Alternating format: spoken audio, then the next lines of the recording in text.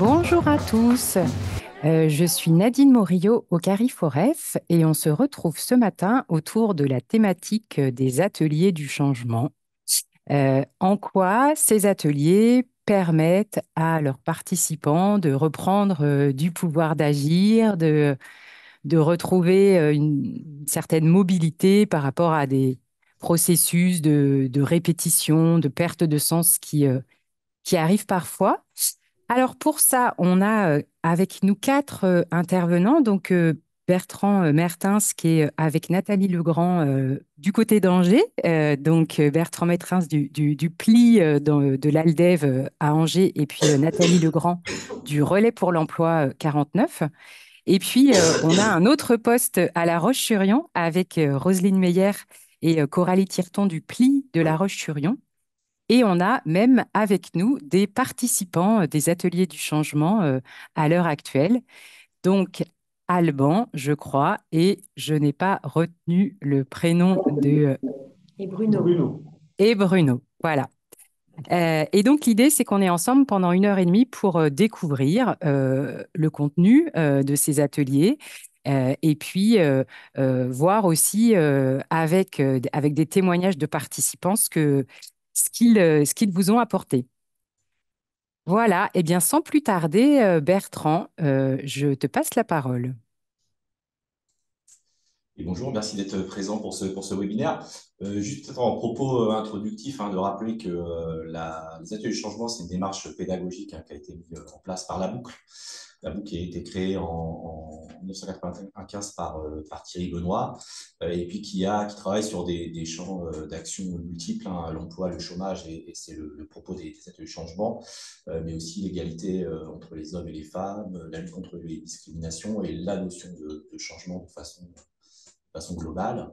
A créé aussi la boucle a créé le concept des boutiques clubs emploi. Il en reste quelques-unes encore qui sont très actives en France, notamment du côté de Limoges.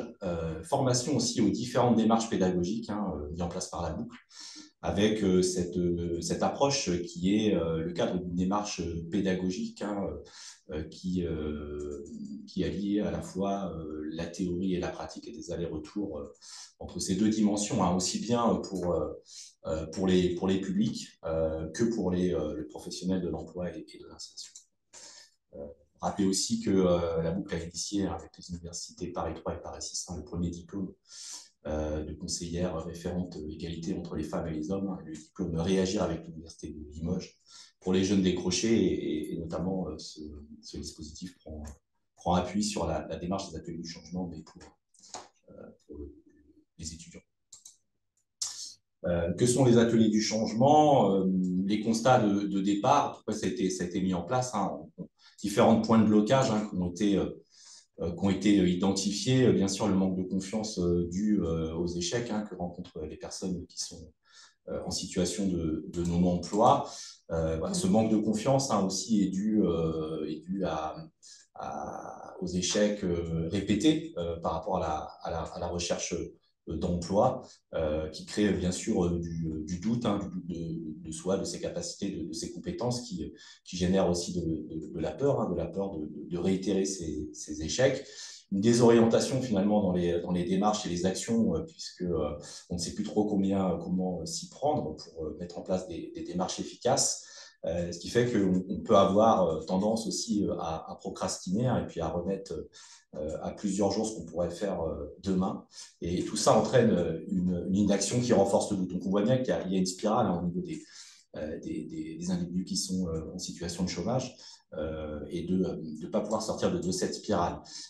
Tout ça crée des attitudes de solitude, de repli sur soi. On le voit beaucoup au niveau des chercheurs d'emploi, de la timidité aussi, qui renforce l'isolement et le repli sur soi. Et puis une perte de sens qui n'est plus seulement au niveau de l'emploi, mais qui a tendance à se diffuser dans tous les domaines de la vie, et que finalement, c'est pas simple de reprendre un projet professionnel ou de se remettre sur une démarche efficace de recherche d'emploi quand on a perdu le sens de l'action. Ces points de blocage individuels, en fait, renforce l'intériorisation de la responsabilité. On a tendance à oublier qu'on est dans une situation avec une crise économique qui est présente et un modèle qui ne permet pas d'offrir d'heures de travail à tout le monde. Voilà, ça, simplement se rappeler des chiffres. Aujourd'hui, il y a 5 400 000 demandeurs d'emploi inscrits à Pôle emploi. Enfin, France Travail maintenant, 840 000 offres qui sont disponibles. Donc, on a complètement accepté le fait qu'une certaine partie des personnes en capacité de travailler ne restaient sans emploi. Et les individus qui sont dans cette situation ont tendance à prendre la responsabilité de leur situation. Ils sont trop diplômés, trop jeunes, trop vieux, incompétents. Et donc, ils ont complètement intériorisé le fait que s'ils n'étaient pas en emploi aujourd'hui, c'est quelque part, ils étaient responsables de leur propre situation. Peut-être de rappeler aussi que les dispositifs d'accompagnement sont fortement individualisés et vont renforcer en fait cette intériorisation des responsabilités avec une approche très psychologisante en fait des situations et quelque part va venir renforcer cette mésestime de soi au niveau des publics.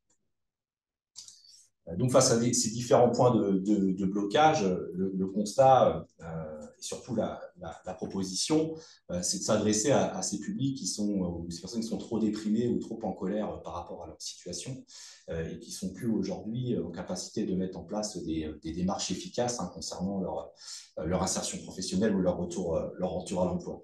Ils sont soit dans une situation parfois de culpabilité importante par rapport au constat qu'on vient de nommer, ou alors ont tendance aussi parfois à se déresponsabiliser par rapport à leur situation et puis de remettre la faute sur autre chose ou sur d'autres personnes. Ça peut être mon conseiller à l'emploi qui ne fait pas assez son travail, par exemple. C'est des choses qu'on peut entendre.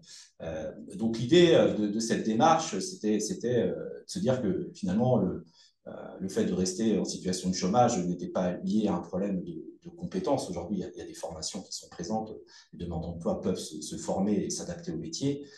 Qu'aujourd'hui, ce n'est pas un problème non plus de maîtrise des techniques de recherche d'emploi, puisqu'il y a, j'allais dire, ce qu'il faut aussi en termes d'ateliers et des professionnels complètement compétents qui peuvent amener les chercheurs d'emploi à s'équiper CV et techniques de recherche d'emploi, mais que finalement, aujourd'hui, si les personnes restaient dans cette situation, c'est qu'ils étaient dans l'incapacité de pouvoir se projeter par rapport à une recherche d'emploi. Le parti pris, c'est de permettre en fait à chaque individu de se resituer, justement en tant qu'individu et non plus en tant que chômeur en incapacité ou dans des situations invalidantes, mais plutôt de se resituer en tant qu'individu et de mieux décrypter son environnement. Mieux se resituer en tant qu'individu, doué de réflexivité, et mieux décrypter son environnement pour permettre de se mettre finalement en décalage par rapport à sa situation et de regarder les problèmes autrement et de se mettre en situation de changement, de trouver aussi d'autres solutions. Tout ça va se faire à travers 10 séances et un maximum de 14 personnes. L'idée, c'est vraiment de faire ça en collectif. Et le parti pris est, concernant une meilleure connaissance de soi en tant qu'individu, le parti pris, c'est de mieux comprendre le fonctionnement de son cerveau, parce que c'est celui qui commande à tout, et pourtant, on ne sait pas trop bien comment il fonctionne. Et donc, on va avoir vraiment 2 premières séances. On y reviendra tout à l'heure, puisque Roselyne on va faire des focus sur les séances, et Roselyne reviendra plus particulièrement sur ces séances 1 et 2. Mais sur ces 2 premières séances, donc, on va essayer de comprendre un peu mieux comment fonctionne le cerveau. Alors, ce n'est pas un cours de neurosciences ni un cours de biologie. L'idée, c'est d'aborder certains concepts comme la plasticité cérébrale ou l'homéostasie, de comprendre aussi que le cerveau il a un fonctionnement énormément en mode automatique. Par exemple, on y apprend qu'il prend à peu près 35 000 décisions en 24 heures. Et donc, toute une partie de ces décisions vont être complètement automatisées. Ce cerveau, il s'est construit en fait en interaction permanente avec son environnement. Ça veut dire que c'est ce qu'on pourrait appeler une forme de conditionnement et que finalement nos pensées, nos émotions ne sont pas le fruit de notre construction. y compris ce que peut être l'émotion comme la peur ou l'angoisse, hein, est une construction, et souvent une construction qui est totalement subjective et qui ne représente pas une réalité objective. Donc, le prisme de mieux comprendre comment fonctionne l'individu à travers le fonctionnement du cerveau, ça va être de se donner des nouvelles clés de compréhension de notre propre lecture de l'environnement et comment, par rapport à cet environnement, on réagit et les différents comportements qu'on a tendance à adopter. L'idée, encore une fois, n'est pas de transformer les individus, mais de mieux comprendre comment on fonctionne pour mieux fonctionner avec ces déterminismes. Ensuite, on va travailler sur la science numéro 3 à partir d'un film qui s'appelle Mon oncle d'Amérique, puisque les ateliers du changement, les fondements théoriques sont les travaux notamment de Henri Laborie, qui a créé la biologie des comportements sociaux, et donc de travailler sur les comportements de fuite, de lutte et d'inhibition de l'action, des comportements qui sont des comportements automatiques qu'on va adopter quand on est face à une situation problème, une situation qui nous angoisse.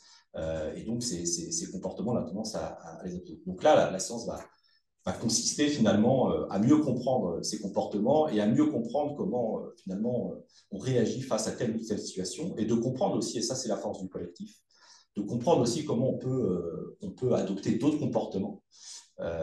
Et ce qui est intéressant dans les études du changement, c'est tous ces échanges qui vont avoir lieu et toutes les informations et les conseils que vont pouvoir se donner aussi, et l'expérience que vont pouvoir se donner l'ensemble des participants. On va travailler, par exemple, sur la notion de plaisir aussi, sur la science numéro 4. Donc, pareil, on va faire un petit focus tout à l'heure sur cette séance avec Nathalie. Mais par exemple, voilà, on y apprend que quand on est dans le plaisir, l'information entre le flux électrique, hein, entre les neurones est beaucoup plus rapide. Ça veut dire que l'information circule beaucoup plus vite, et donc il va y avoir beaucoup plus de fluidité dans l'intégration de l'information. Et quand on est dans le plaisir, les choses, on apprend mieux, les choses vont beaucoup plus vite, et finalement, on ne se pose pas la question de savoir si ça nous plaît ou si ça ne nous plaît pas. De façon automatique, on va mettre en place des choses.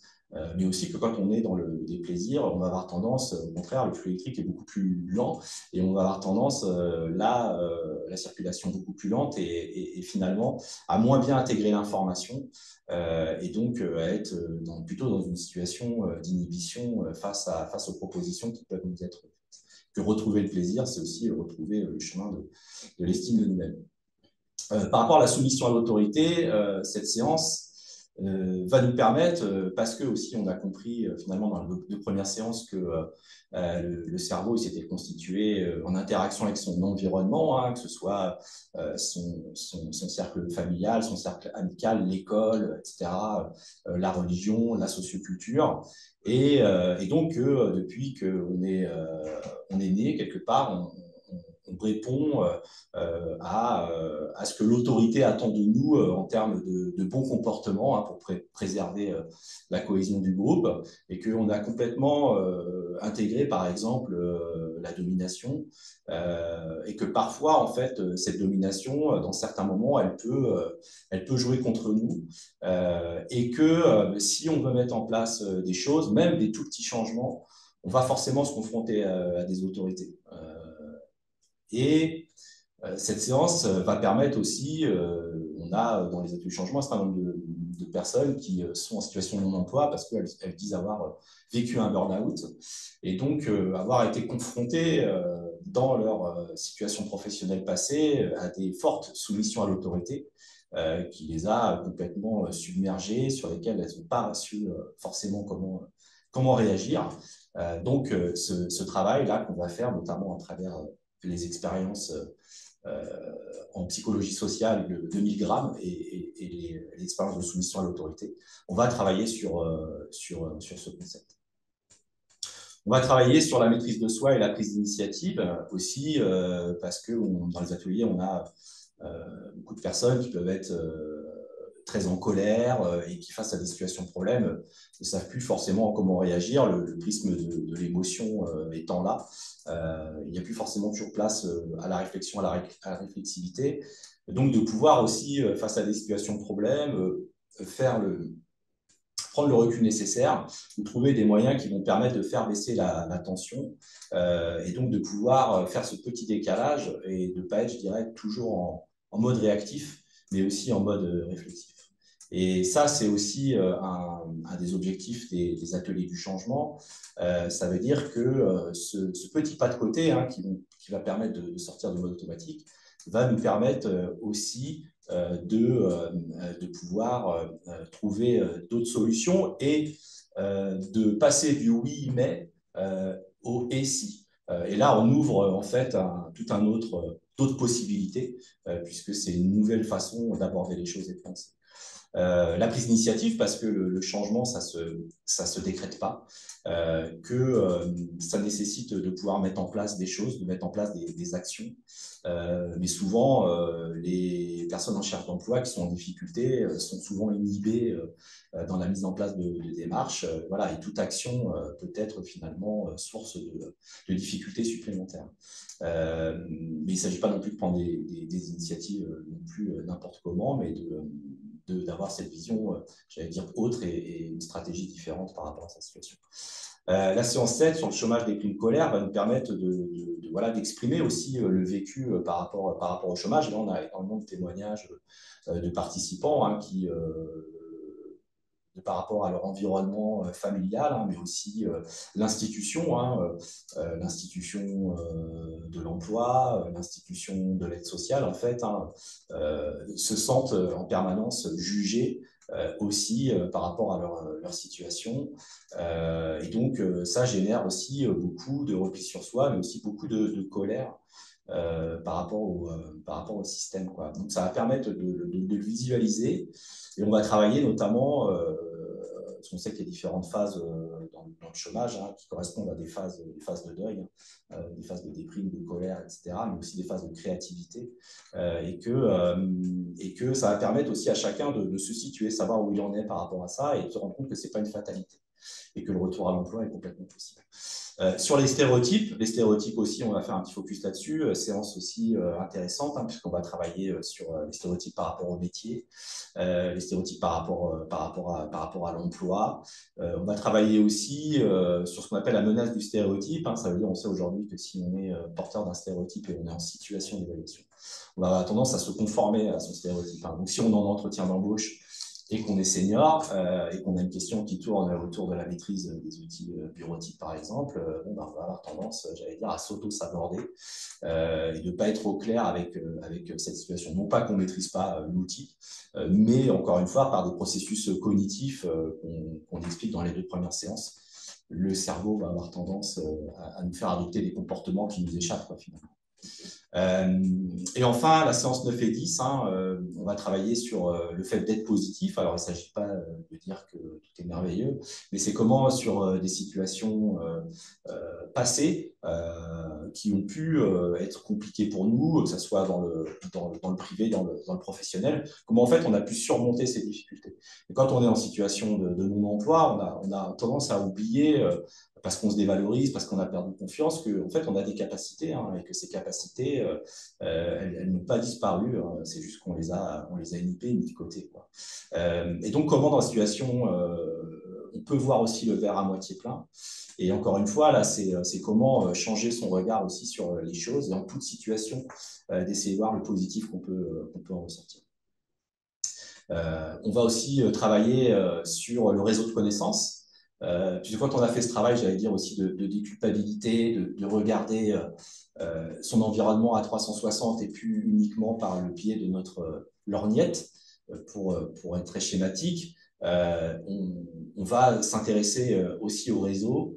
Et là, c'est intéressant en termes de pouvoir d'agir, puisque le réseau, c'est celui qui peut se mobiliser, certes pour l'emploi, mais aussi qui peut se mobiliser, j'allais dire, dans tout le quotidien de la vie pour mettre en place des choses autour de la mobilité. On a différents témoignages dans les ateliers de personnes qui s'aident pour covoiturer, pour aller à des entretiens d'embauche, pour aller faire des démarches, qui s'entraident par rapport à la garde d'enfants. Et donc, finalement, c'est aussi ça, les ateliers. C'est peut-être moins dépendre aussi des solutions que peuvent nous proposer nos conseillers et l'institution, parce que les solutions, parfois, il n'y en a pas, mais aussi comment on peut trouver des solutions par soi-même, puisque les solutions existent, mais on a tendance à ne pas les voir.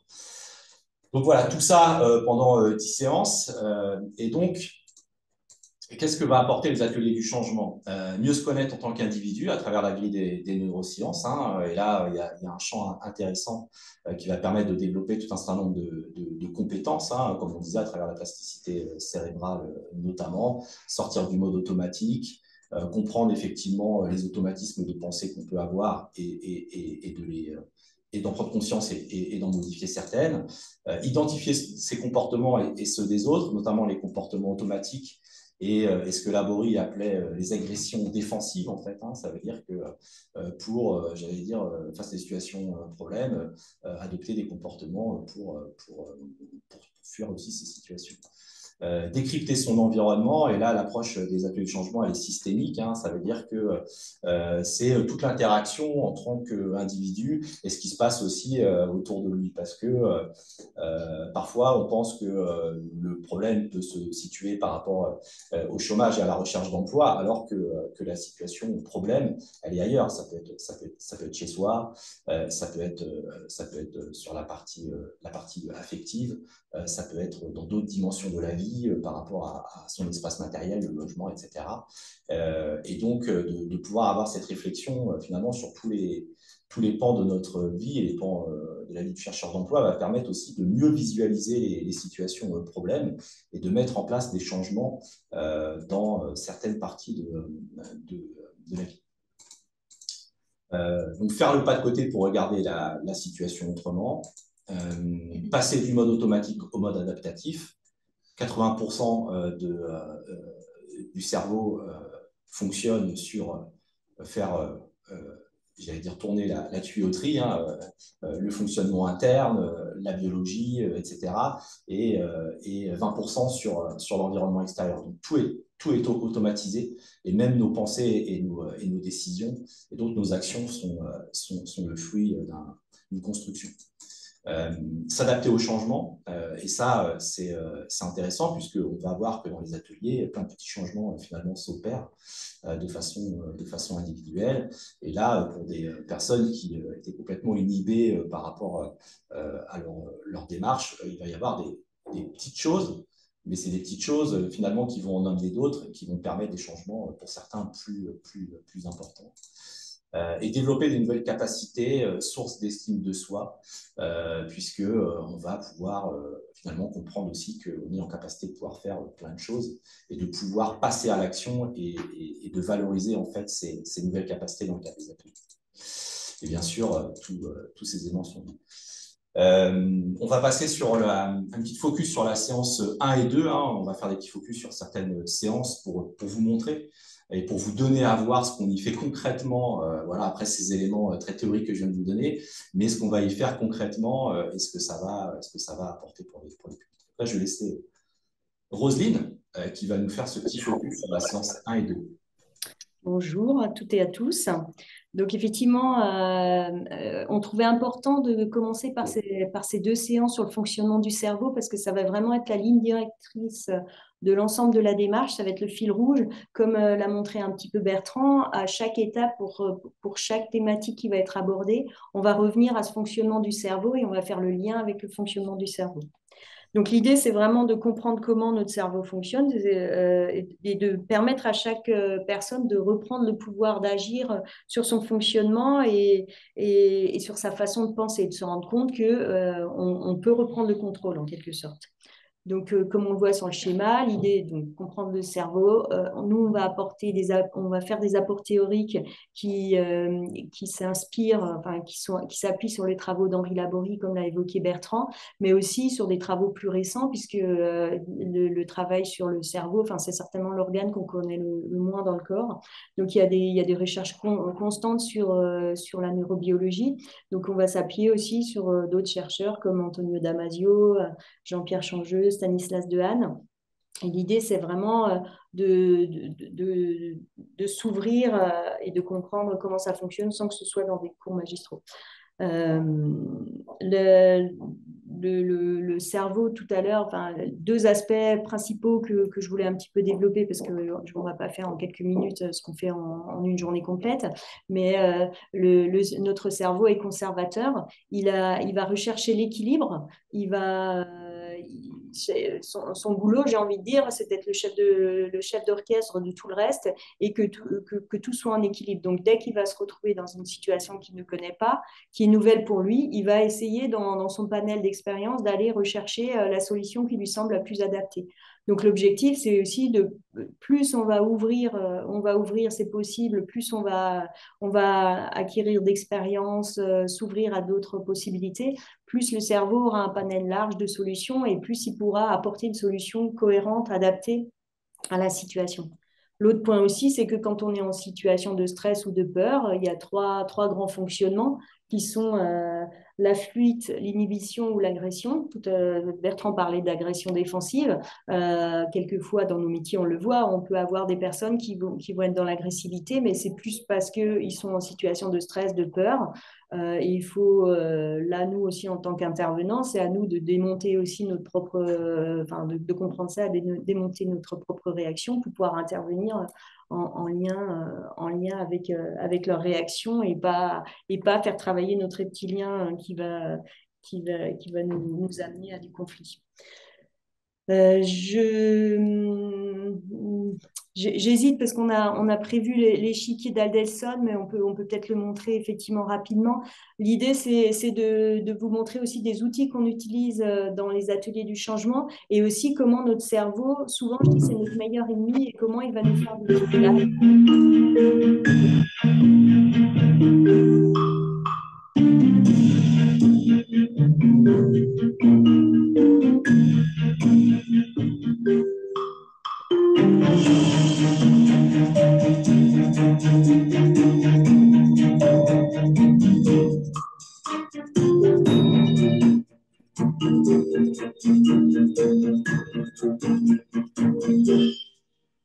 Voilà.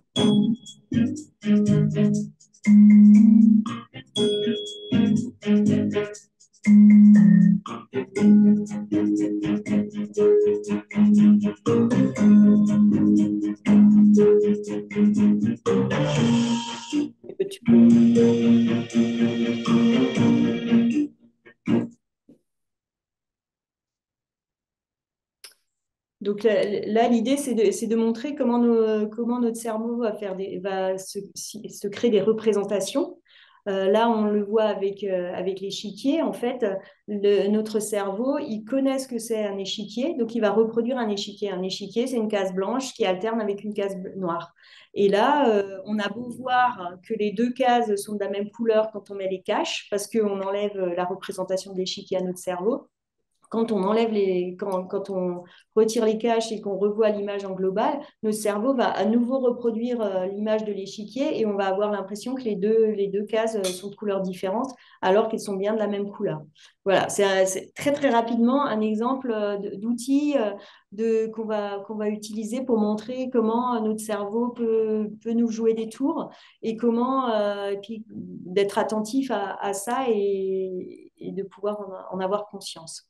On va enchaîner avec Merci, merci Roselyne pour l'explication parce qu'il y a peut-être quelques personnes, enfin en tout cas une personne qui dit dans le chat qu'elle n'a pas pu voir la vidéo, mais je pense qu'avec ce que tu as expliqué, c'était très clair et puis vous aurez le support, vous pourrez revoir cette vidéo tranquillement chez vous. Oui, il y a le lien qui est là. Puis il commence à être un petit peu connu, mais on peut enchaîner avec le quiz. J'ai un petit quiz à vous proposer Juste Roselyne, Oui, le petit pari sur changer de place. je vais en parler tout à l'heure. Ah, ok. On peut, enfin, si je peux en parler. Donc, on a à chaque séance, on fait des petits paris. Là, sur cette séance-là, l'idée, c'est effectivement de changer de place, c'est d'amener les personnes. Alors, évidemment, si elles vivent pas toutes seules, mais d'amener, par exemple, personnes le soir à changer de place à table. Je vous invite à essayer de voir qu'est-ce que ça implique, qu'est-ce que ça crée chez vous comme sentiment, comme réaction, et aussi qu'est-ce que ça crée vocaux généraux, les personnes avec qui vous allez manger. Et on voit que ça déstabilise, enfin tout le monde est un petit peu déstabilisé. Et de la même façon, à chaque séance, on demande aux personnes de changer de place dans la salle. On sait bien que si on va en formation plusieurs jours et si on ne dit rien, ben, clairement, les personnes vont remettre exactement à la place qu'elles occupaient la veille. Et là, on voit à quel point cette demande qui n'est pas énorme, ce changement qui peut paraître anodin, à quel point ça peut déstabiliser des personnes qui vraiment ont du mal à ne pas se rasseoir. Enfin, moi, j'ai vu un monsieur qui restait debout à côté de la chaise qui était occupée parce qu'il ne pouvait pas concevoir qu'il n'allait pas se remettre à cette même place pour la séance. Donc voilà, très très vite, on va passer au quiz. Donc juste quelques petites questions. La première question, vas-y, tu peux le lancer. À votre avis, quel est le poids moyen d'un cerveau adulte? Est-ce que c'est 900 grammes? Est-ce que c'est 1,3 kg ou est-ce que c'est 1,6 kg? Alors, en termes de consignes pour répondre à ce quiz, vous allez pouvoir utiliser la fenêtre de conversation. Donc, par contre, pas tous ensemble. Il y a plusieurs questions qui vont arriver. Ne partez pas, attendez qu'on ait bien fait la lecture des 3 questions et qu'on vous donne le top départ pour répondre. Et donc là, vous postez juste A, B ou C dans la fenêtre de conversation. Voilà. Donc, on vous donne le top. Quel est le poids moyen d'un cerveau adulte?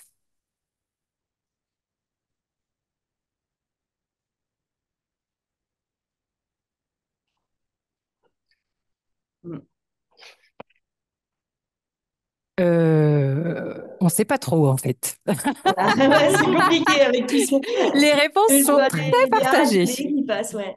Donc, on va vous donner la réponse. Donc, la réponse, c'est 1,3 kg en moyenne, en sachant que ça évolue forcément. Bah, un bébé qui naît, c'est 400 grammes et pour évoluer jusqu'à 1,3 kg. Et ce n'est pas le poids du cerveau qui va faire l'intelligence. Puisque par exemple, on a pu voir autopsier le cerveau d'Albert Einstein qui, lui, faisait autour d'1 kilo. Donc, c'est pas. Mais en moyenne, on est autour d'1,3 kg. Combien de neurones contient un cerveau? Est-ce que c'est 10 millions, 100 millions ou 100 milliards? Allez, top départ.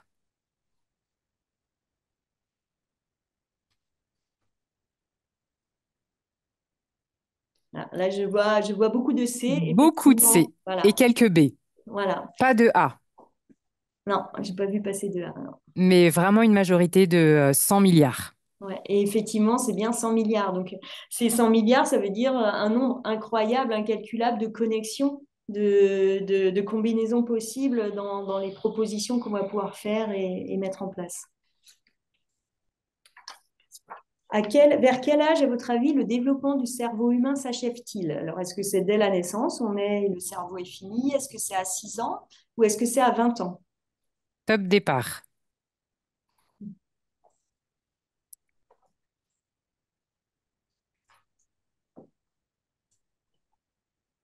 Alors, effectivement, Alors, je vois beaucoup de C. Ouais. hmm, Effectivement, c'est à 20 ans. Donc, notre cerveau, il arrête, il achève son développement autour de 20 ans, en sachant qu'il il va se construire en fonction des expériences qu'on a vécues et que clairement, suivant là où on est né, comment on est né, dans quelles conditions, dans quel cadre socio-culturel, etc., on est né, on a grandi, va influer sur notre proposition. Et ça, le film Mon oncle d'Amérique qu'a évoqué tout à l'heure Bertrand le montre bien, comment, suivant le parcours de vie de chacun, les réactions vont être différentes et comment ça peut expliquer aussi les réactions qu'on peut avoir. Donc, c'est intéressant de faire ce petit feedback sur nous-mêmes.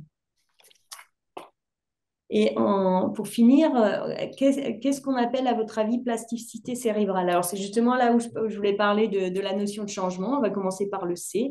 Est-ce que c'est la capacité du cerveau à se reformer lorsqu'un tissu est endommagé? Est-ce que c'est la capacité du cerveau à se façonner pour bien se mouler dans la boîte crânienne? Ou est-ce que c'est la capacité des connexions neuronales à se modifier pour acquérir de nouvelles connaissances? allez, top départ, même si c'est déjà parti. Ouais.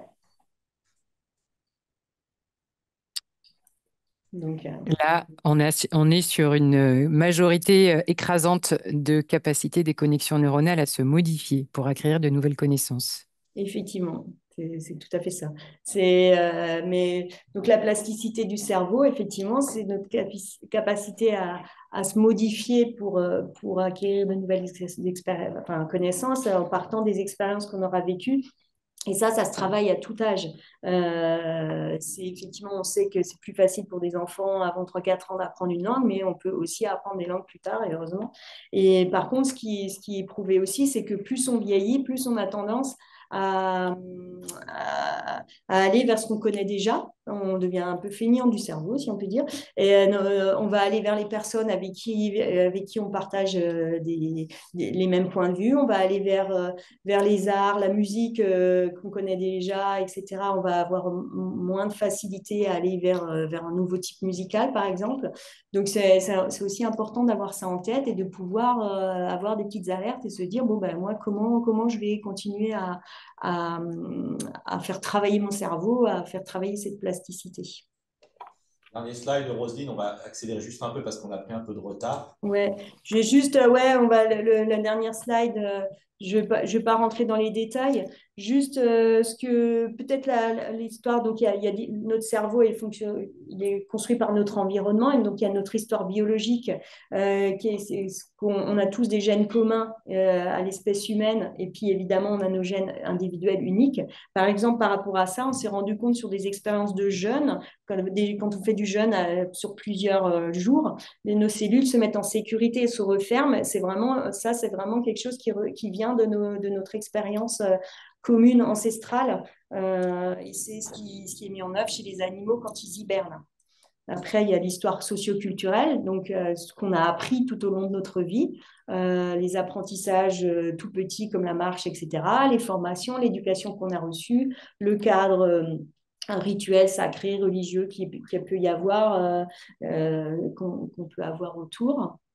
Il y a l'histoire affective, ce que je ressens. Ça, c'est une combinaison des deux, entre ce que j'ai vécu, enfin, ce qui est ancestral, etc., en nous, et notre histoire biologique et notre histoire socioculturelle. Et c'est ça, juste sur le point-là où je voulais inciter, c'est là où on va créer notre attirance-répulsion, le goût et le dégoût. C'est là où on va parler de mémoire gratifiante ou nociceptive, et notre cerveau va trier les choses d'un côté ou de l'autre. Donc, soit c'était positif et j'y retourne avec plaisir, et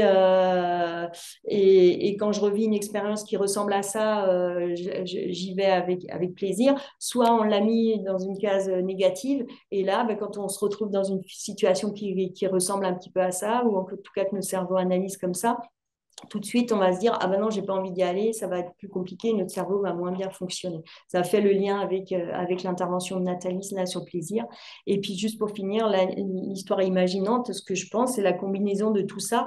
C'est comment on est capable de faire la synthèse de tout ça, et d'être dans du symbolique. Et aussi, c'est ce qui nous permet de nous projeter dans l'avenir, d'avoir une conscience de la mort, notre capacité à imaginer, à se projeter dans la vie. Donc voilà, en très très rapide, la première séance. Je te laisse la parole, Nathalie. Ouais, sur la séance 4, merci Roselyne. Du coup, Nathalie qui va enchaîner deux séquences, hein. Pas évident en 2 minutes de résumer ce qu'on fait en une demi-journée, mais l'idée c'est vraiment de vous donner à voir ce qui est travaillé et comment c'est travaillé. Donc on va enchaîner sur le plaisir et puis on aura après sur les stéréotypes. Nathalie. Oui, donc bonjour à tous.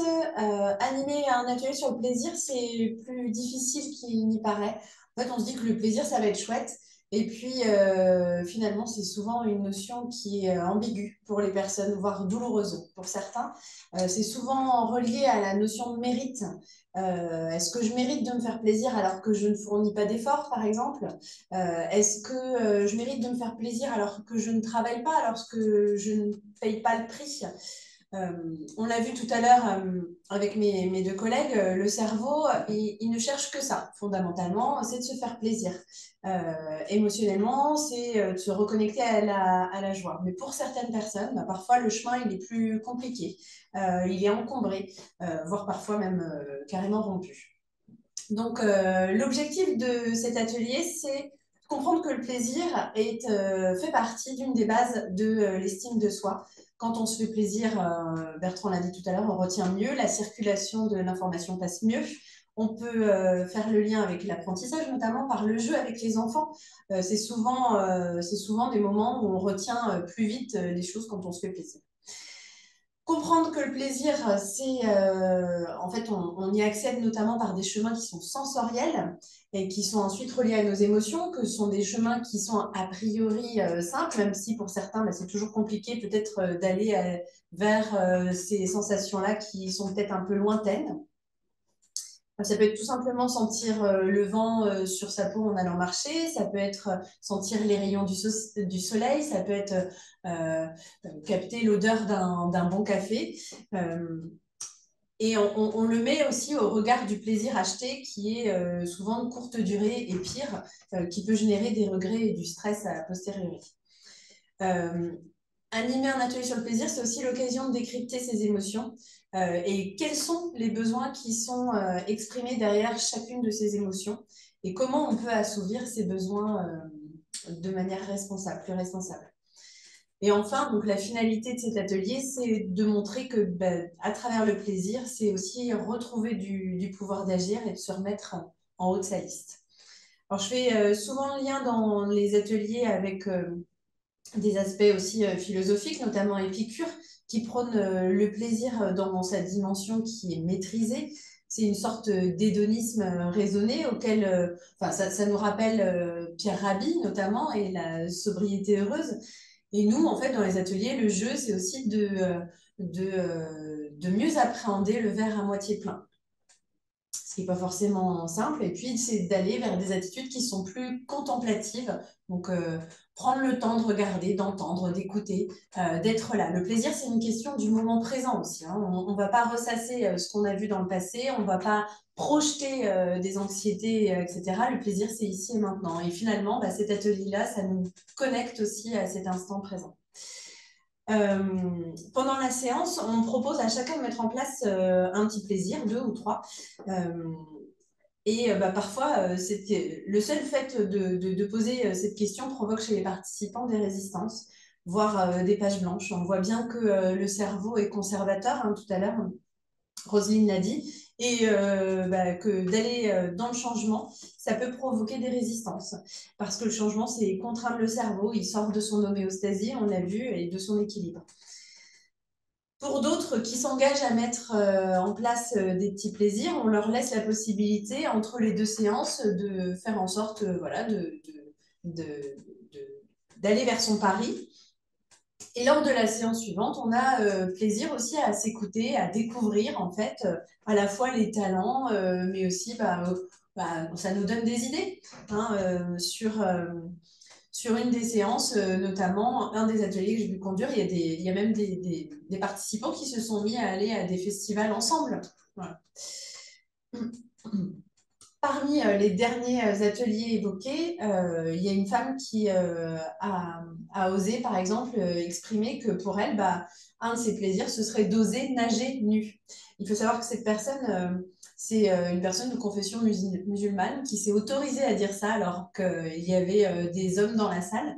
Et voilà, c'est aussi vous dire que les ateliers du changement, c'est aussi une parenthèse d'ouverture, d'échange libre, tolérant. Voilà, et c'est bien plus qu'une démarche, c'est un cheminement. On fait aussi le pont parfois du côté du chemin hormonal. Quelles sont les hormones du bonheur? Comment on peut facilement libérer les hormones qui participent à un mieux-être? On fait le pendant avec le cortisol, qui est plutôt une hormone qui est libérée en situation de stress. Donc, qu'est-ce que justement en situation de plaisir on va libérer? Donc, ça va être de la dopamine, l'ocytocine, la sérotonine, l'endorphine, et tout ça, c'est bénéfique. On insiste sur le fait que c'est un effort du quotidien, c'est presque une discipline à avoir, c'est pas simple, et que nous sommes des êtres de chimie, comprendre que on peut avoir la main là-dessus, et que ça permet d'activer des changements dans nos habitudes, dans nos automatismes. Ça nous déculpabilise d'échanger d'échanger sur ces sujets-là ensemble, et ça nous responsabilise. Donc, au gré des ateliers, on va pouvoir noter quelques changements, notamment des personnes qui reprennent soin d'elles, une nouvelle coupe de cheveux par exemple, un nouveau look, ou une chemise qui traînait dans un placard et finalement qui est ressortie, qui est repassée. Voilà, se faire plaisir, c'est forcément très lié à l'estime de soi. C'est comment on peut réinjecter dans notre quotidien du plaisir pour apparaître aussi autrement. C'est se remettre progressivement en haut de sa liste de ses priorités parce que c'est par soi que tout commence. Voilà pour le plaisir. Merci Nathalie. On va basculer sur la séance sur les stéréotypes. Alors, les stéréotypes, c'est une séance qui arrive quasiment sur la fin. On est sur la 8e séance, une séance particulière qui permet de comprendre comment fonctionnent les stéréotypes, puis les préjugés et comment on agit, comment le cerveau agit dans ce spectre-là. Comment notre cerveau les intègre pour en faire des habitudes de réflexion et des automatismes. Donc en général, j'aime bien débuter cette séance par un icebreaker, un brise-glace, en lien avec les représentations. Donc je demande à 2 ou 3 personnes de sortir de la salle et de préparer 2 informations vraies, une information fausse. Pendant ce temps-là, le reste du groupe va les accueillir et va essayer de décrypter quelle est l'information fausse et quelle est l'information vraie. Et tout ça, on se rend compte que finalement, ils ont construit leur raisonnement par rapport à leur représentation sur les personnes. Et c'est assez cocasse donc de jouer le jeu. Et ça permet tout doucement de glisser sur les concepts de l'atelier. Ensuite, on utilise un jeu qui s'appelle le Préjugix. Alors, Préjugix, je ne l'ai pas matériellement, mais vous pouvez le commander et en même temps, vous ferez une bonne action. C'est un médicament anti-préjugé. Alors, ça a été construit, imaginé, créé par un collectif d'associations sur différents thèmes et par groupe de 2, 3, enfin, ça dépend de la taille du groupe. Chaque groupe peut appréhender les différents verbatims des publics concernés par des préjugés. Par exemple, ça peut être des préjugés sur la question des seniors, sur la question des jeunes, des homosexuels, des personnes qui subissent des violences conjugales, des personnes porteuses de handicap mental, sur la dépression, par exemple. Et de l'autre côté de la notice, sur ce jeu, on va voir justement en grand groupe quelles sont les données factuelles, quels sont les arguments qui vont nous permettre de court-circuiter justement tous ces préjugés. Voilà. Donc, c'est étonnant de considérer en fait comment ces stéréotypes se sont construits et puis le poids qu'ils opèrent malgré nous. Cet atelier, il va nous permettre d'expliquer les déterminismes qu'on a et comment ils se sont construits, et ça permet de relativiser, de voir qu'on peut agir différemment et que de là dépendra en fait de nouvelles conséquences et que ça dépend que de nous, de notre façon de voir les choses et de déconstruire ces automatismes pour reprendre vraiment du pouvoir d'agir. L'objectif, c'est de comprendre qu'il n'y a pas de fatalité et qu'on peut déjouer toutes les représentations que l'on a.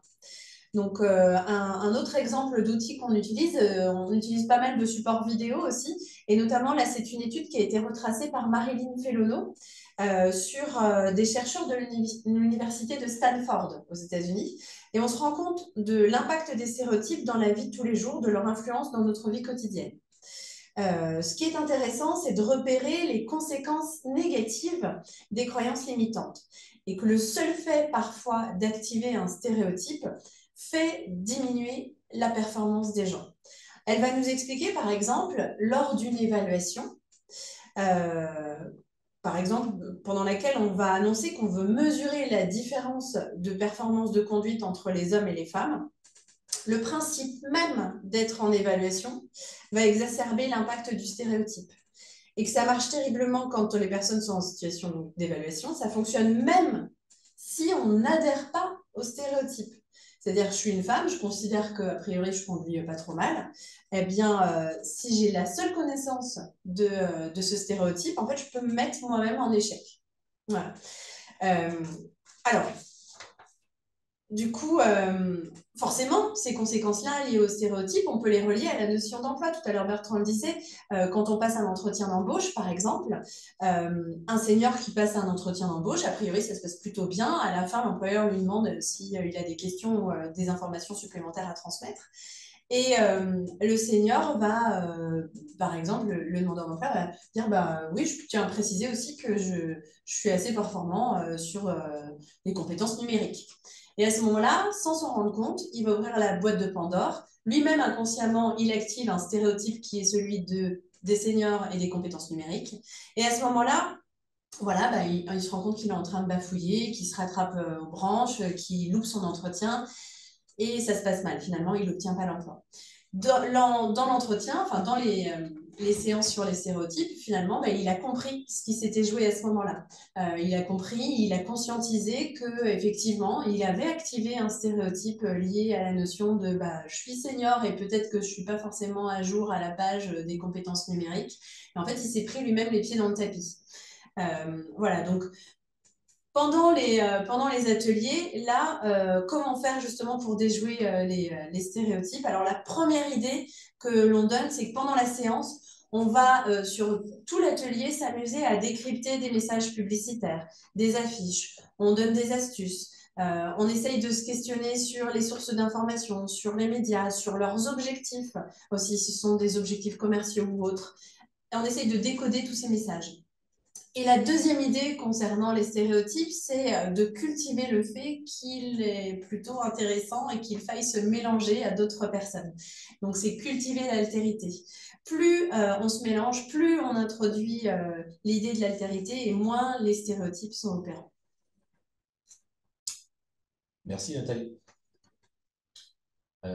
Nadine, vous vouliez qu'on réponde à des questions s'il y en avait? On avait prévu effectivement à ce moment-là du webinaire de vous inviter à poser des questions, puisque pour l'instant, vous n'en avez pas posé. Donc, alors, on va peut-être pas. Enfin, voilà. Allez-y si vous en avez une à l'esprit. Mais là, je vois que ça n'arrive pas. Et puis, je pense qu'il reste pas mal de choses à voir d'ici midi. Donc, on peut peut-être voilà, enchaîner et puis poser vos questions et on essaiera de garder un temps à la fin pour y répondre.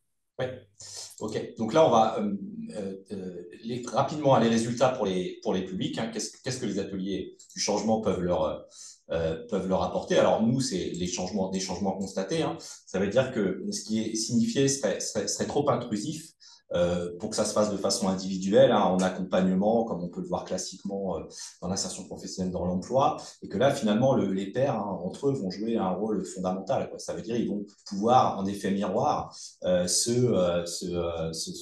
porter un regard sur nos façons d'être, nos façons de se comporter, nos actions, etc., pour nous permettre finalement aussi d'entendre d'autres choses sans être, j'allais dire, blessé dans son intimité, quoi. La notion de jugement, hein, souvent, et c'est les témoignages qu'on a, hein, ça veut dire même si les conseillers d'emploi, etc., peuvent être bienveillants, même si l'entourage peut être aidant, il y a ce sentiment aussi de se sentir jugé en permanence, hein, par rapport à leur situation. Et ça, complètement relayé aussi voilà, par les médias, par aussi une partie importante de la population que quelque part, s'ils sont en situation de chômage, c'est qu'ils ne voudraient pas reprendre un travail. Donc, ce jugement permanent, en fait, exclut, hein, et renferme du cercle social et institutionnel, alors que pour retrouver un emploi, c'est complètement autre chose qu'il faudrait faire. Ça veut dire communiquer sur le fait qu'on recherche un emploi. Faire des paris et les tenir devant le groupe témoin de l'engagement, ça on a pu le voir, hein, sur le plaisir ou sur le fonctionnement du cerveau. Ça veut dire que le changement, ça ne se décrète pas. Et là, le fait d'être en groupe et de prendre le pari, par exemple, de se faire un petit plaisir, c'est projeter en fait cette possibilité, c'est la conscientiser, mais c'est aussi mettre des choses en place pour pouvoir le faire. Et donc là, on voit bien qu'on est dans la projection et qu'on est déjà dans un mode en fait adaptatif, et qu'on est dans cette notion de, quelque part, regarder, faire un pas de côté pour regarder les choses autrement.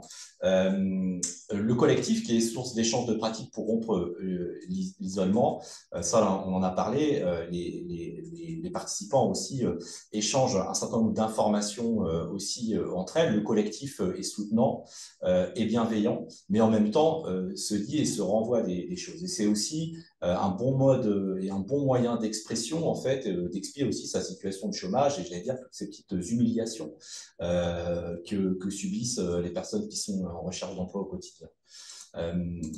Les résultats, c'est de redevenir un individu en capacité de faire des choix. Vous voyez, tout le processus aussi est là. Ça veut dire toute l'information aussi qu'on amène est source de nouvelles façons aussi de se regarder soi, de regarder les choses aussi autour, et de se donner plus de possibilités de faire des choix, c'est-à-dire de sortir aussi de ce mode automatique et de voir aussi d'autres portes qui s'ouvrent et de ne pas passer aussi à côté de certaines opportunités. Parce qu'il peut y en avoir au quotidien, mais quand on est dans une situation comme on est au départ de l'atelier changement, on ne voit pas forcément cette possibilité. Les petits faits et gestes qui reconstituent le puzzle de la vie, souvent on nous dit dans les ateliers changement que les ateliers changement sont un vrai kit de survie sociale. Ça veut dire que ces petits faits et gestes qui reconstituent le puzzle de la vie, Nathalie a pu en parler dans la séance sur le plaisir, hein, ça veut dire que tout ce qu'on va pouvoir mettre en place, finalement, en fait, c'est au-delà même de l'emploi, c'est le sens que je vais pouvoir redonner aux choses, remettre des choses en place par rapport à moi. Et donc, ça, c'est aussi redonner du sens à sa recherche d'emploi quand on donne globalement, on redonne du sens aussi aux choses. La recherche d'emploi est naturelle quand la volonté est là. Ça ne veut pas dire que les chercheurs d'emploi ne veulent pas aller travailler.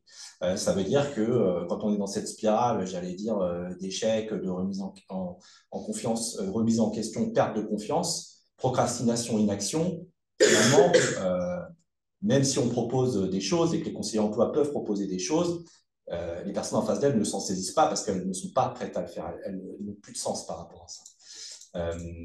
Et voilà, et tout ça va permettre finalement aux personnes de se sentir mieux aussi, à retrouver une estime d'elles-mêmes, de se déculpabiliser aussi par rapport à leur situation, en remettant aussi tout ça dans un contexte global, se responsabiliser aussi, sortir parfois du fait que bah, ils n'y peuvent rien à cette situation et reprendre prise en fait sur un certain nombre de choses, de montrer que en mettant en place un certain nombre de petites actions, on peut obtenir des changements et que finalement la situation intrinsèquement va bouger. Se mobiliser aussi, on voit dans les ateliers un certain nombre de personnes qui peuvent reprendre des démarches, hein, ça peut être des démarches sociales, ça peut être de reprendre aussi des activités de loisirs, se refaire plaisir, reprendre une recherche d'emploi, de donner du sens aussi, et un peu plus de sens aux démarches, et j'allais dire globalement au sens qu'ils peuvent donner aussi à leur vie. L'accès à la formation et l'accès à l'emploi, puisque régulièrement dans les ateliers, avec tout ce qu'on travaille, le fait de décrocher d'avoir un entretien d'embauche pendant les ateliers va permettre aussi d'arriver, j'allais dire, avec mieux outillés. Vous voyez, plus forcément en termes de technique d'entretien, mais tout ce qu'il y a autour. Ça veut dire la façon de percevoir les choses, l'estime qu'on a de soi-même, la façon dont on parle de soi, la façon dont on s'adresse aux autres. On va dégager quelque chose de différent. Pour illustrer, on va avoir deux témoignages. Témoignage d'Eliane, qui n'est pas là avec nous aujourd'hui, hein, Eliane qui est à Angers. Et ensuite, on verra le témoignage d'Alban, mais Alban, il est bien présent puisqu'il est de l'autre côté. Du coup, il est du côté de la Manche. On écoute le témoignage d'Eliane. Alors Eliane, bonjour. Tu as participé aux ateliers en février 2023. Alors les ateliers du changement, qu'est-ce que ça t'a apporté? Alors, les ateliers du changement, moi, déjà, ce sont des très belles rencontres, une belle surprise, des moments de partage où l'on s'exprime librement et surtout sans être jugé. C'est ça qui m'angoissait un petit peu. Ça m'a permis de me redécouvrir aussi, réfléchir sur moi-même, et j'étais ravie d'être là. Et puis, ça m'a fait du bien de retourner vers les autres aussi, parce que j'étais quand même isolée. Ça m'a sorti de ma échéance, de me mettre en petit, entre guillemets, parce qu'il y a une longue histoire derrière. J'ai retrouvé un lien social, alors ça m'a fait un bien de fou, c'était chouette. De prendre la parole devant un groupe aussi, une chose que dont j'avais l'habitude et que l'on m'a méchamment retirée. Donc là, je me suis sentie moins seule, du coup. Et dans cette situation, je me sentais prête à participer à d'autres ateliers. Et ça a été très rapide en fait, hein, parce que comme je me suis sentie très à l'aise aux ateliers, donc du coup, ça m'a permis aussi de prendre un peu de recul, d'avoir un regard différent par rapport à ma situation et mieux appréhender la situation à venir personnellement. Alors professionnellement, c'est pareil, parce que ben, j'arrive à la fin de ma carrière. Donc, mais ça m'a changé ma vie au quotidien surtout. Voilà. Est-ce que tu peux nous décrire ce qui se passe dans les ateliers? Alors, il y a énormément d'échanges. C'est fort en émotion parfois. Même, on a un petit peu sorti les Kleenex des fois, hein, parce que c'était fort en émotion sur quelques histoires vécues. Ça m'a permis de relativiser aussi sur moi-même. L'ambiance est riche, conviviale, enrichissante. Il n'y a pas de jugement et ça, c'est super. On a tous des parcours différents au niveau des personnes qui étaient. Les supports proposés sont très créatifs. Ce qui m'ont particulièrement marqué, c'est un court-métrage, Mon oncle d'Amérique, que j'ai visionné chez moi, et l'expérience sur le milligramme. Ouais, c'était l'expérience de 1000 grammes. Voilà. C'est bon. Ah oui. Tu as trouvé ces supports intéressants, c'est ça? Oui, oui, cela, oui. Mm. Après, les vidéos, il y a eu beaucoup de vidéos, des exercices très enrichissants. Tu te rappelles du premier exercice qu'on avait fait tous ensemble? Tu t'en souviens? Oui, je me souviens, oui, du salon de thé. Nous a permis de faire connaissance sans raconter nos vies et échanger avec les autres, hein, de se présenter autrement que par l'emploi. Alors aujourd'hui, Eliane, qu'est-ce qui t'en reste après un an, une année passée après les ateliers du changement? Là, tu en es où, quoi? Alors ça, c'est sûr que je ne suis plus la même que début de février 2023. Ça, c'est sûr, même s'il y a encore des petites lacunes. Voilà. Mais franchement, je vais un petit peu plus vers les autres. J'ai moins peur de l'extérieur. Je reprends des transports en commun plus facilement. Et je recommence à dire non. J'ai découvert des associations aussi. J'angoisse, on va dire, presque plus pour y aller, même si je ne connais pas les personnes qui vont me rencontrer. Et ça, c'est un plus pour moi parce que avant les ateliers, c'est possible. On m'a conseillé aussi une structure d'insertion par rapport au Pôle emploi. J'y suis allée. Je n'ai pas eu envie d'y aller dans cette insertion. Je ne me sentais pas à ma place. Et je l'ai exprimé. Je l'ai exprimé auprès de ma conseillère de Pôle emploi, qui a été agréablement surprise même de ce changement d'attitude. C'était pas moi, même au début, on s'est rencontrés. J'ai repris confiance en moi de plus en plus. Et les ateliers du changement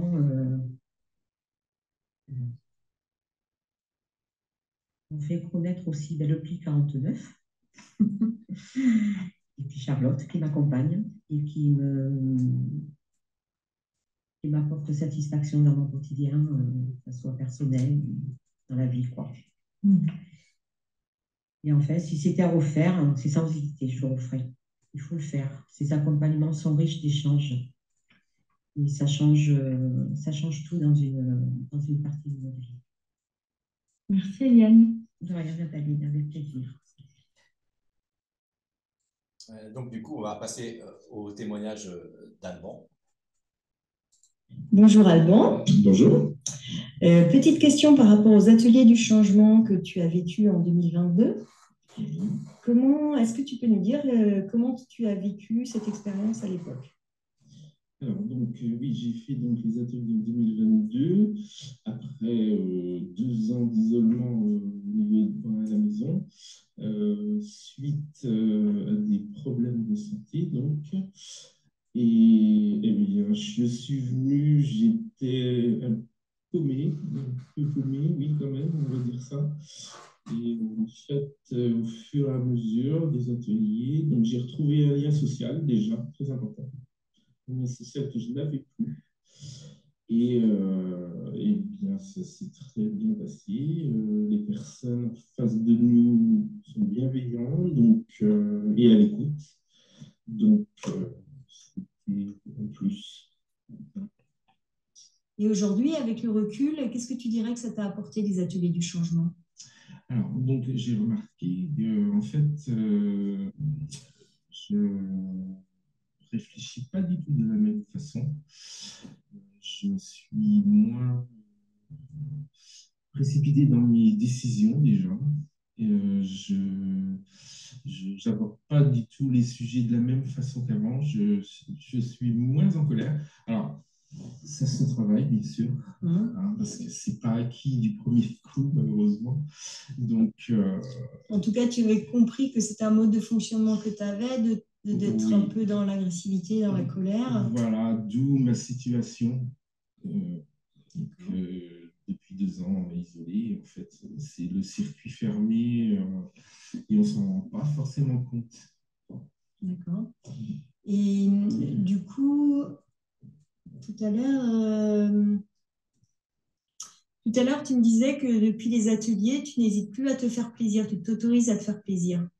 Oui, tout à fait. C'est vrai que c'était un sujet que j'avais beaucoup aimé et je le fais maintenant. Ça y est, je sors bien plus souvent que je faisais. Et j'ai repris le sport, donc la natation, parce que j'adore l'eau. Et oui, c'est acquis, cette chose-là est acquise, alors que c'est vraiment tout simple à faire. En fait. Oui, c'est quelque chose que tu ne t'autorisais plus à faire et qu'aujourd'hui tu as mis dans ton quotidien. Que j'ai mis en place, tout à fait. Ouais, tout à fait. Et tes proches, est-ce qu'ils ont vu des évolutions? Oui, ma femme et mon fils, je suis nettement plus agréable. Et oui, ils ont remarqué, je suis moins colérique déjà. Et je suis plus posé, on va dire. Je me mets beaucoup moins en colère que je faisais. Dernière question, est-ce que tu recommanderais les ateliers du changement à d'autres personnes? Oui, bien sûr. Surtout quand on est dans le circuit fermé, j'appelle ça le circuit fermé parce qu'on ne s'en rend pas forcément compte. Bien sûr, mais il faut avoir le déclic pour sortir de chez soi. Et oui, franchement, je recommande les ateliers du changement. Tout à l'heure, tu parlais de la notion de spirale, une espèce de spirale négative. Oui, après, chaque personne réagit différemment. Donc, moi, c'était mon cas. J'étais dans une spirale. Je ne me rendais pas compte, mais je refaisais toujours les mêmes choses à la même heure, voilà, à la maison, tout le temps. Et on ne s'en rend pas forcément compte. Et du coup, les ateliers t'ont permis de sortir de ce cercle-là? J'ai retrouvé le lien social, oui, tout à fait. Oui. Ok, merci. Merci. Merci Alban. On va du coup enchaîner avec le témoignage d'une animatrice des ateliers, donc Coralie Tierton, qui est à La Roche et qui va nous faire part de son expérience. À toi la parole, Coralie. Ah. Il faudrait réactiver le son de La Roche. Ça y est, vous allez m'entendre. Bonjour à toutes et tous. Donc moi, je suis Coralie Tierton, je suis animatrice des ateliers du changement. Je suis référente de parcours au Pli de La Roche-sur-Yon.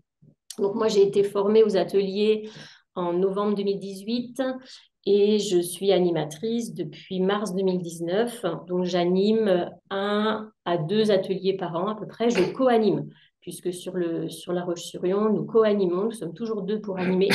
Donc, toujours une personne du PLI, donc référent ou Roselyne, responsable du PLI, qui a été formée également, et un travailleur social ou un conseiller en insertion d'une structure d'insertion qui a été formé également. Donc, on est plusieurs à être formés là sur le territoire, 6 ou 7, et on tourne en fait en fonction des disponibilités de chacun, parce qu'effectivement, c'est aussi l'investissement en termes de temps d'animer les ateliers du changement. C'est 10 demi-journées, donc voilà, il faut s'organiser.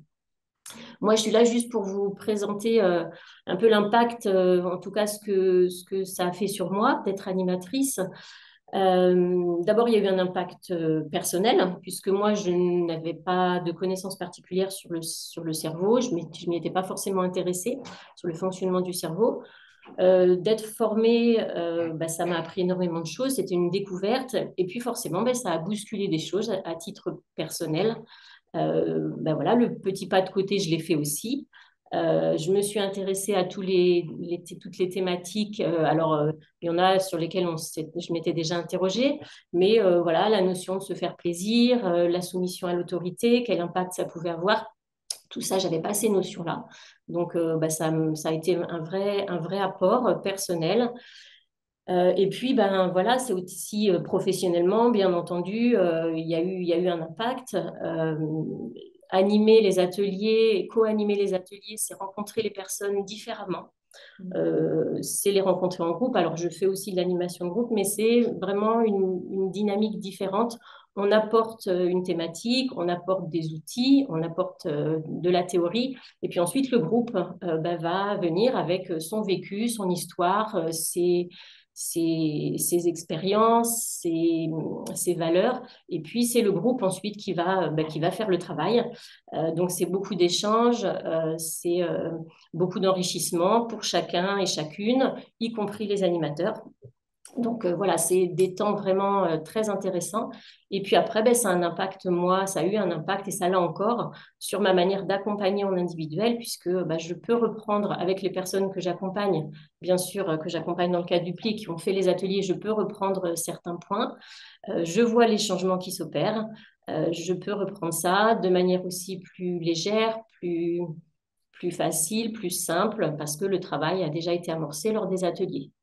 Donc voilà, moi j'invite à se former aux ateliers déjà à titre personnel pour le vivre, pour faire soi-même individuellement ce pas de côté, se regarder fonctionner, comprendre pourquoi on fonctionne comme ça, et puis peut-être faire bouger des lignes. J'invite aussi à se former pour, pourquoi pas, devenir formateur, parce que c'est vraiment quelque chose d'hyper intéressant. Sinon, se former aussi pour mieux en parler et puis pour mieux orienter les personnes pour qui ça pourrait être intéressant. Voilà. Donc, là, c'est Peut-être il y a quelques questions, enfin une question pour commencer pour vous, Coralie, et peut-être pour Alban. Quels sont les arguments, les mots utilisés par le conseiller qui ont fait que, par exemple, vous, Alban, vous avez accepté de participer aux ateliers? Alban. Oui, oui, donc en fait, c'est pas les conseillers, j'ai pas eu de conseiller tout de suite. En fait, je vous le disais tout à l'heure que j'avais repris donc la natation et en fait, c'est mon prof de natation qui m'a parlé donc des ateliers, qui m'a vraiment poussé à y venir et voilà. Et j'ai donc eu le déclic et tout simplement, je suis venu aux ateliers suivant. Ah oui. Ah oui, il se trouve en fait que le prof de natation d'Alban est le conjoint d'une collègue. D'accord. Donc, Et peut-être, vous, Coralie, vous accueillez une nouvelle personne au PLI. Comment vous parlez des ateliers du changement? Peut-être Bruno pourra en parler aussi. Oui, alors peut-être effectivement on peut poser la question à Bruno, qui lui qui a participé au dernier atelier. Oui. Donc comment est-ce qu'on vous l'a présenté? Alors, comment on l'a présenté? Alors déjà, c'est par l'intermédiaire de Cathy du PLI. La question, en fait, c'était quoi exactement? Quels arguments vous ont été donnés pour participer aux ateliers? En fait, on m'a proposé l'atelier parce que je suis dans un parcours un peu compliqué, en fait, par rapport à mon fils qui est handicapé. Je suis un peu éloigné de l'emploi. On m'a proposé naturellement cet atelier. On m'a pas donné d'argument, en fait, parce que j'avais lu la brochure et je voulais en fait participer à une expérience un peu différente. J'ai vécu beaucoup d'ateliers au cours de ma vie. Celui-ci a été vraiment différent. Et ça m'est resté vraiment en bon souvenir. Il y a eu pas mal de choses qui ont changé dans ma vie depuis. Et Et voilà. Alors, concernant les arguments proprement parlé, je ne les ai plus en tête, malheureusement, ou je ne sais plus comment ça s'est passé. Mais je sais que j'étais très méfiant au départ, parce que je suis de nature assez méfiant. Et j'ai été vraiment très positivement, on va dire, touché par cet atelier, notamment par l'aspect de déculpabilisation vis-à-vis du chômage. Je rejoins un peu Alban peut-être sur la colère par rapport à ça. C'est terrible ce qu'on vit en fait dans la société par rapport à ça. Et j'ai été très étonné de voir des personnes avoir un avis complètement différent et nous donner un éclairage différent sur cette chose. Comme quoi on n'est pas responsable du fait qu'il n'y ait pas assez d'emplois dans notre pays, et même dans le monde d'ailleurs, pour tout le monde. Et comment on fait pour vivre avec ça. Et donc là-dessus, ça a été très salvateur, en plus de l'enrichissement avec les expériences de toutes les personnes. C'est vraiment une belle expérience. Moi, je vais juste ajouter, merci pour ce témoignage, juste ajouter qu'effectivement, quand on rencontre une personne en entretien individuel, on peut repérer des freins, on peut repérer des résistances, on peut repérer des manières de fonctionner qui interrogent. Et du coup, en entretien, on propose, nous, de participer à une réunion de présentation des ateliers du changement. Voilà, tout simplement, sans trop en dire, une réunion à la fin de laquelle voilà, la personne pourra décider de s'engager ou non. À La Roche-sur-Yon, on a réalisé un court film qui dure 8 minutes, qui a été réalisé avec des participants des ateliers du changement, qui étaient volontaires. On l'a proposé à tous les participants qui les avaient faits et certains se sont portés volontaires. Ils ont réalisé un scénario, ils ont été filmés par un professionnel et donc ils témoignent de cette expérience. Et ce film donc est présenté lors de la réunion d'information collective, mais peut aussi être présenté en amont, en entretien individuel, pour amener la personne à mieux comprendre de quoi il s'agit et à s'engager. Et clairement, le film fait la différence, hein, puisque ce sont vraiment des témoignages réels avec des situations vécues et qui expliquent ce qui va se passer pendant ces ateliers et après. Voilà. Merci Coralie. Je vois qu'il reste 10 minutes, il nous reste encore quelques slides. Nadine, est-ce que tu veux bien qu'on enchaîne, ça te va? Oui, et par contre, il faut absolument qu'on réponde aux questions. Donc, on a quelques questions, donc il faut qu'on accélère là. Ouais, j'accélère. Allez, c'est parti. Donc, la formation aux ateliers du changement, à qui s'adresse la formation? Si vous avez envie. Ah ben voilà, ça répond Voilà. déjà à 2 ou 3 questions du chat. Super. À qui s'adresse la formation? Elle s'adresse aux professionnels d'insertion sociale et professionnelle, parce que finalement, on pourrait penser que voilà, on est sur un prisme de l'emploi, mais vous avez bien vu que finalement, on va travailler tout ce qui est autour de l'emploi pour justement débloquer cette question-là. Et donc, les professionnels de l'action sociale, moi, je forme régulièrement des départements aussi et des travailleurs sociaux, et c'est vrai qu'ils y trouvent aussi des nouvelles formes en fait d'action auprès des personnes reçues. Des formateurs, des animateurs sociaux et socioculturels aussi, puisqu'on est dans une dimension qui est très éducation populaire aussi, hein, vous avez pu le percevoir, et qu'on a aussi au sein des centres sociaux des animateurs qui vont animer ces ateliers. Des consultants en mobilité aussi professionnelle peuvent être aussi intéressés. La formation, elle a un double objectif, hein, parce que pour mettre en place cette méthode, cette démarche, il faut se former. Alors, c'est une méthode expérientielle. Ça veut dire qu'en 3 jours, la formation dure 3 jours et qu'en 3 jours, vous allez vivre en fait ce que les personnes vivent en 10 jours. Vous allez vous confronter et Coralie l'a très bien exprimé. Hein, ça veut dire que on va aborder les mêmes thématiques.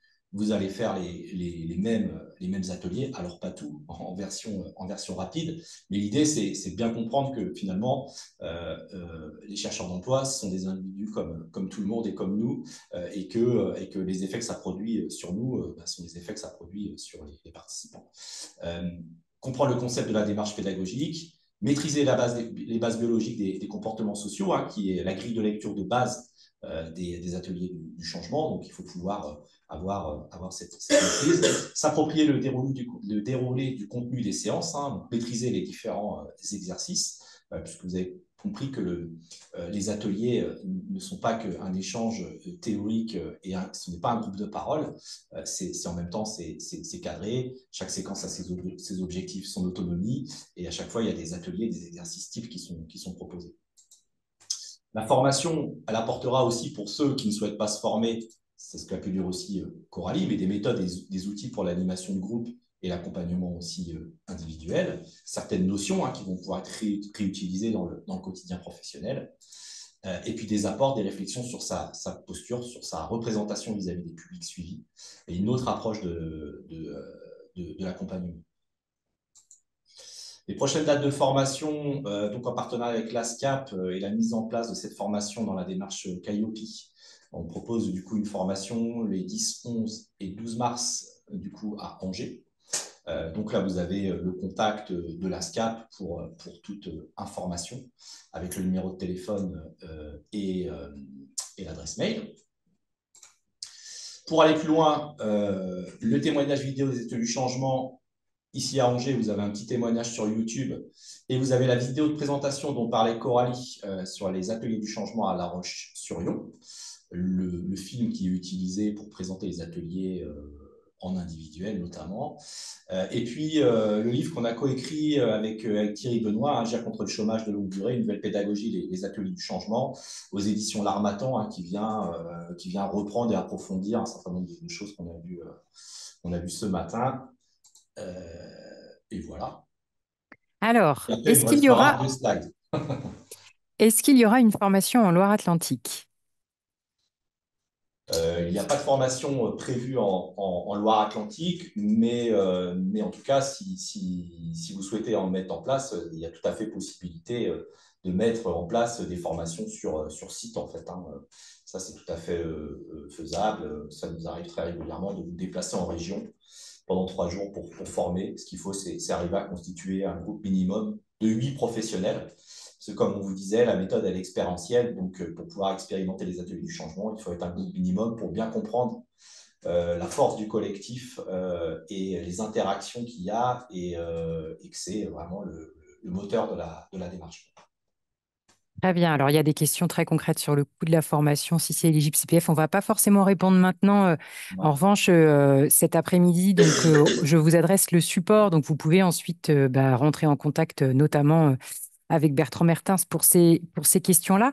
Peut-être qu'il y avait la question aussi, mais en fait, qui peut bénéficier de ces ateliers? C'est-à-dire, si moi, je ne vais pas me former, je n'ai pas la possibilité dans ma fonction d'animer ces ateliers, comment puis-je adresser finalement des publics que j'accompagne vers ces ateliers? Comment avoir connaissance? Est-ce accessible? Comment avoir connaissance des ateliers qui démarrent dans différents territoires? Alors, juste pour dire un peu là, en Pays de la Loire, les différents territoires qui mettent en place cette démarche. Donc, je laisserai après La Roche parler plus particulièrement des leurs. Ici à Angers, c'est porté par Aldef, donc il y a 4 sessions par an. Donc, sur angeremploi.fr, vous pouvez avoir toutes les informations sur les sessions, les modalités de recrutement. Le territoire de Cholet en est aussi en place, le pli de Cholet. Il y a aussi le Mans, la Maison de l'Emploi et le pli du Mans qui mettent en place des ateliers du changement. Vous avez aussi le pli de Laval qui met aussi cette démarche en place. Il ne me semble pas en avoir oublié, non, c'est bon. Et puis au niveau de La Roche, peut-être Roselyne, si tu veux. Oui, alors au niveau de La Roche, donc nous sur le territoire plutôt de l'agglo, ça va être le pli, l'entrée. Nous, on met donc en place 3 à 4 séances par an. Et ce qui est important de signaler, Coralie disait tout à l'heure, c'est tout en co-animé. Et l'idée, c'est que ce ne soit pas justement que pour des participants du pli, c'est vraiment ouvert à tout le monde. On a des personnes qui nous sont orientées par France Travail, on en a par des structures d'insertion, par des centres de formation, par les services sociaux, puisqu'on travaille aussi beaucoup avec le département sur cette question-là. Donc, c'est vraiment ouvert et on a même une personne qui est venue accompagner quelqu'un qui venait à l'Infocol et qui a participé à l'Infocol du coup, puisqu'il était là, qui était intéressé et qui a fait les ateliers après. Donc, c'est vraiment ouvert à tout le monde. Qui finance? C'est notre temps libre, en fait. Enfin, c'est notre temps libre. C'est notre temps. nous, en tant que professionnels, nos structures mettent à disposition du temps. Donc, quand Coralie évoquait tout à l'heure que c'est 10 séances, ben, on sait que quand on anime 10 séances dans le mois, ben, notre emploi du temps va être un peu plus chargé, ça va être un peu plus lourd. Je pense que la question, elle signifie, là c'est une personne de France Travail, donc je vous adresse quelqu'un, la prestation est-elle payante et si oui, y a-t-il un financement? Elle est gratuite. C'est gratuit pour les personnes qui participent. Ouais, c'est gratuit dans tous les territoires, hein, c'est le cas. En fait, les structures qui animent ces ateliers, c'est sur leur droit commun, en fait. Donc, ça veut dire qu'elles ont complètement intégré ça à leur offre de service. Elles peuvent proposer de l'accompagnement individuel, mais elles proposent aussi, comme elles pourraient proposer d'autres ateliers, elles proposent des ateliers du changement. Et ensuite, en fonction des territoires, ça va être des publics qui vont être éligibles à certains dispositifs. Nous, sur Aldef, c'est qui veut vient. Et pour le coup, voilà, que vous soyez en situation de chômage de longue durée ou, j'allais dire, depuis peu au chômage ou en reconversion professionnelle, etc., vous pouvez voilà, vous inscrire et participer. Peut-être qu'on pourra sur le support mettre les coordonnées des différentes structures qui mettent en œuvre et donc principalement les plis parce que là, il y a la question sur Nantes. Je reviens quand même sur une question, enfin deux questions en fait auxquelles on n'a pas répondu par rapport aux personnes en situation de handicap. Est-ce qu'il y en a dans les ateliers du changement? Est-ce que c'est abordé? Quelle place ça a? J'allais dire, ça n'a pas de place particulière. En tout cas, c'est des choses qui peuvent être abordées individuellement aussi à travers le collectif, mais en fait, les ateliers, nous, on amène une démarche, une méthode avec des thématiques, des références théoriques, des ateliers qui vont permettre d'aller exprimer ça et de se confronter à l'expérience. Mais ensuite, la matière individuelle et collective, c'est vraiment les participants qui vont l'amener. Donc, la question du handicap, comme la question de la diversité, comme la question de la mixité, comme la question diverses et variées sur le fait qu'on soit dans une situation ou dans une autre, ça, c'est travaillé comme toute autre thématique, si à un moment donné, cette thématique, elle intervient dans les ateliers. Et est-il déjà arrivé qu'il y ait des participants qui soient porteurs de troubles psy stabilisés ou est-ce qu'il y a une limite à la participation de certains publics? Alors là-dessus, c'est vrai que c'est vrai que la dimension peut paraître finalement beaucoup autour du développement personnel, sur le côté effectivement très, très psy, mais au contraire, c'est la grille de lecture, elle est vraiment celle des neurosciences. Donc, les ateliers du changement, c'est pas une recette miracle. Ça veut dire que derrière, on ne va pas aller, c'est pas un accompagnement qui est proposé pour accompagner des pathologies mentales ou des troubles. Par contre, oui, des personnes qui peuvent être, qui peuvent avoir souffrir de certaines maladies mentales, oui, il y en a, mais c'est des personnes qui sont stabilisées. Et puis, quelque part, quand elles viennent dans les ateliers de changement, elles ne viennent pas chercher quoi que ce soit par rapport à ça. Elles viennent avant tout en tant qu'individus, quoi. Très bien. Parfait. Ben, on arrive au terme de ce webinaire très riche, très intéressant. Vous avez pu en plus répondre aux différentes questions. Je pense que ça a suscité beaucoup d'intérêt pour les ateliers du changement et pour la formation à l'animation de ces ateliers. À mon avis, vous allez recevoir quelques messages à la suite de ce webinaire. On en profite pour vous dire que au Cariforef, on a souhaité solliciter Bertrand Mertens pour animer en février 2025 une journée de formation sur la thématique de susciter et accompagner le changement de comportement des publics. Donc, on est pas dans les ateliers du changement, même si effectivement on a des fondements théoriques qui sont, qui sont communs, mais vraiment sur effectivement en une journée de formation, comment je peux moi comprendre un peu comment fonctionnent les comportements et venir faire bouger des lignes. Donc ça, on a programmé ça le 28 février 2025. On vous mettra le lien dans le mail de cet après-midi. Voilà, eh ben, écoutez, bonne journée à tous. Merci infiniment à tous les intervenants et puis également à Alban et à Bruno d'avoir été avec nous. C'est assez rare dans ces temps-là entre professionnels hein, qu'on ait la participation en direct de bénéficiaires. Donc, merci encore. Je vous souhaite à tous une bonne journée. Merci. Au revoir. Au revoir.